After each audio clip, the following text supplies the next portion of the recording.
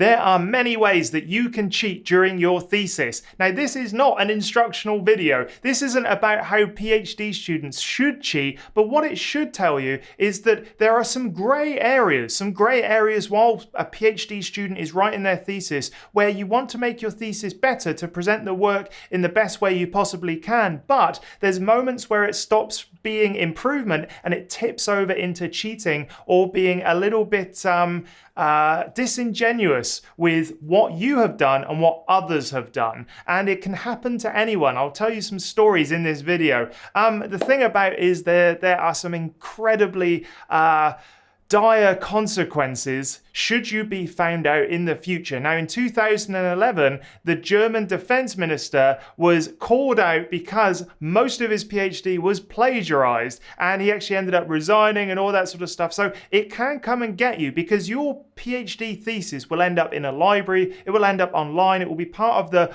public information that's out there, and now I think you can even sort of like search them online in different sort of library search systems.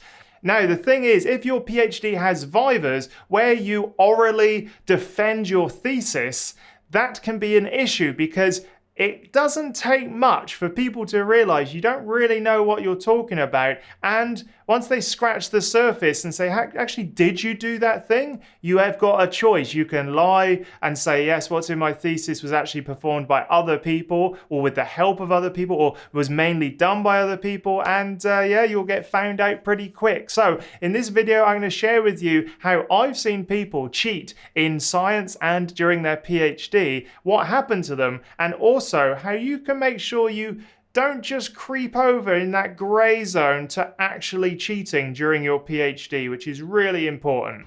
This video is brought to you by my newsletter. Go check it out at andrewstourton.com.au/newsletter. I'll put a link in the description. When you sign up, you get 5 exclusive emails that are completely free. Everything from the tools I use, my TEDx talk, the podcasts I've been on, and more. It's exclusive content only available on that newsletter. So go sign up now and I'll be right in your email inbox. Yes, that's what you call it, soon.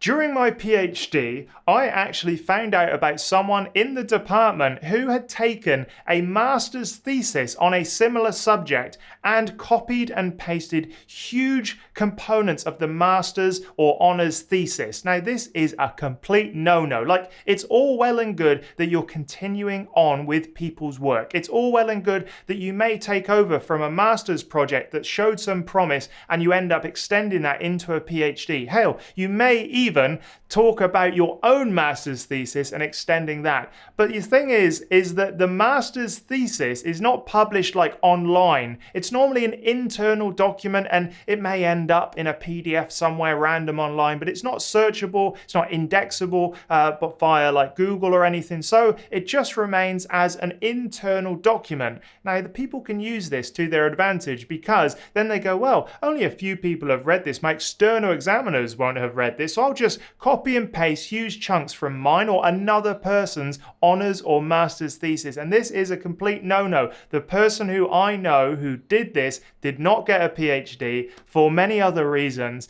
but the fact that there was that lazy step from just copy and pasting rather than putting it in their own words, coming up with new exciting angles. You know, sometimes you do have to cover the same stuff that you have covered before, but you don't have to, and you shouldn't copy word for word. You should come up with new ways of saying things. And, you know, if you start copying and pasting in and then just changing a couple words, is that plagiarism? I think the fact of copying and pasting means that it's not your own typed words, and, you know, just making sure that you type your own words, that you do not copy word for word anyone else's master's thesis, honours thesis, parts of their PhD. That is very, very important in making sure that you're not plagiarizing at all. And if you do end up copying something word for word, you need a good, robust reference pointing directly to where you've just copied it. That is your get out of jail free card.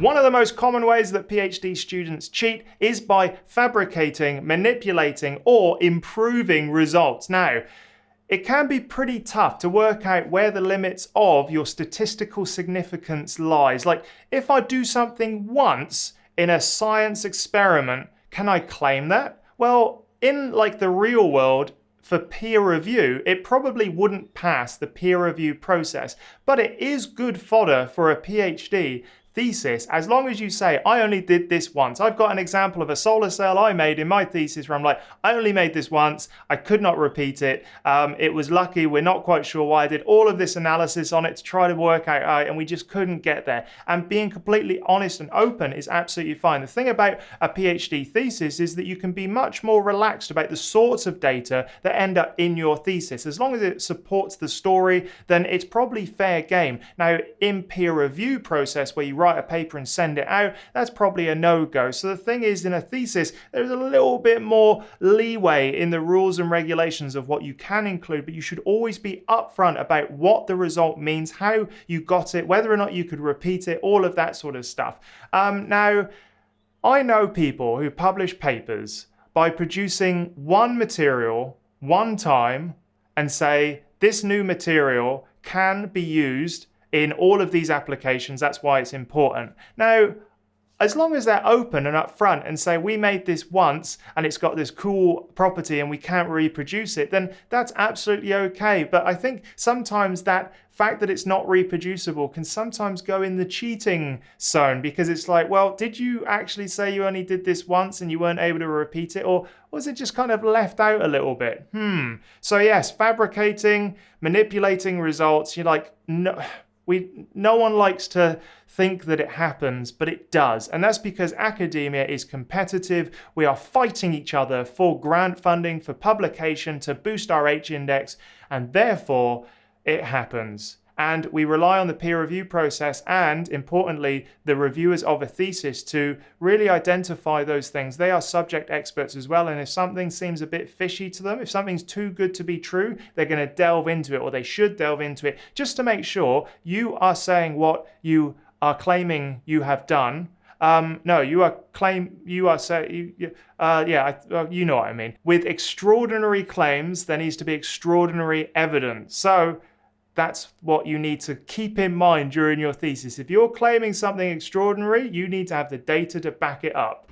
It is very common during a PhD to collaborate, to share information, to get someone to help you out. Like, I had people who taught me how to make solar cells, but in the early stages of my PhD, they made my solar cells. So in my PhD thesis, I've actually got an area where it says, these results were collected by Ben Vaughan using my suspension of nanoparticles. You know, like, I'm just so clear and open about it, and you should be too. Now, the thing about cheating is that you can very easily take someone else's ideas, take someone else's experiments, but a thesis is got plenty of room to really explain the relationships between the results you get, the experiments you've done, who did them if it's not you, and your involvement in them. And later on I was making my own solar cells, but in the early days, no, it was all done by someone else. And I have to make sure that even though my PhD isn't in chronological order, the results that I collect and the results that other people collect, there's a clear distinction about what they've done.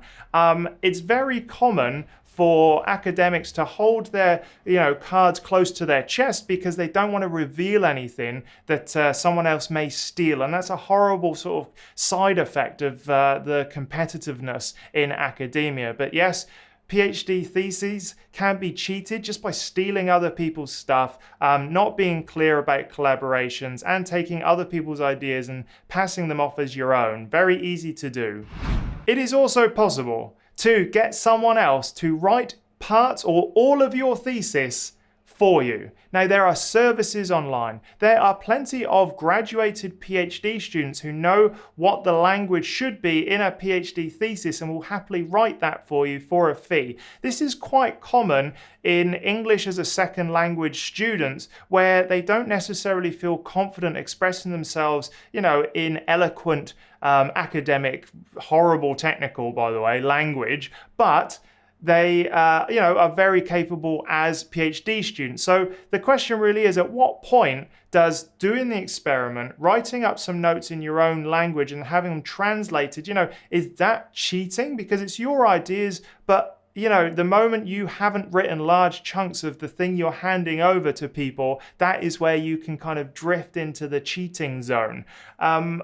I've seen it where, people change paragraphs. Even my own thesis, my supervisor was incredible. She went through line after line after line, and she changed, a lot of stuff. Sometimes I would get my thesis back and it would be red, and I would just work my way through it. But really, ultimately, it was up to me at the end of the day to accept changes, and a lot of them were silly mistakes. And then she was saying, well, is this actually true? Like, where's the evidence for that? And it would be prompts, comments, changes to actually make my thesis better. But as long as it didn't change the underlying meaning, as long as I actually wrote the final result, I was always very comfortable with making those changes. It's when you aren't able to sort of take ownership, I think, that it becomes a problem. If you are writing up notes in your home language, your mother tongue, and then you're handing it over to someone else to explain those results or those feelings or thoughts or those notes in another language, that's when you really can't take ownership of what you are saying anymore.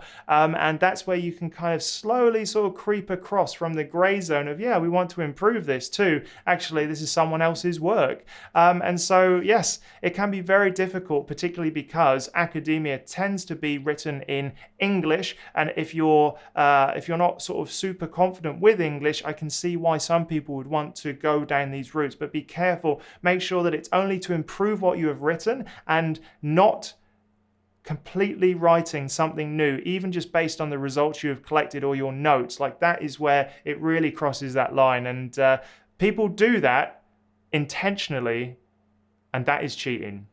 So there we have it. There are all of the most common ways that PhD students cheat during their thesis. Remember not to do it. Now you've got an awareness of it, at least you can stay on the light side. There's no point in cheating in a PhD. The struggle is yours. The rewards, therefore, out of that struggle should be yours, and you will get found out, no doubt, at some point. Whether or not it's many years later or whether or not it's during your viva, it becomes apparently clear when someone hasn't been the sole or primary author of the work they're trying to pass off. Even sometimes when I speak to supervisors who, are on first names on papers, and I go, oh, what about this study? And they go, oh, this other student did it. And I'm that's getting a little bit gray zone there, isn't it? Anyway, but that's what can happen, and stay clear. If it feels a little bit awkward while you're doing your PhD thesis and you feel a little bit of a, should I be doing this? It probably shouldn't be done.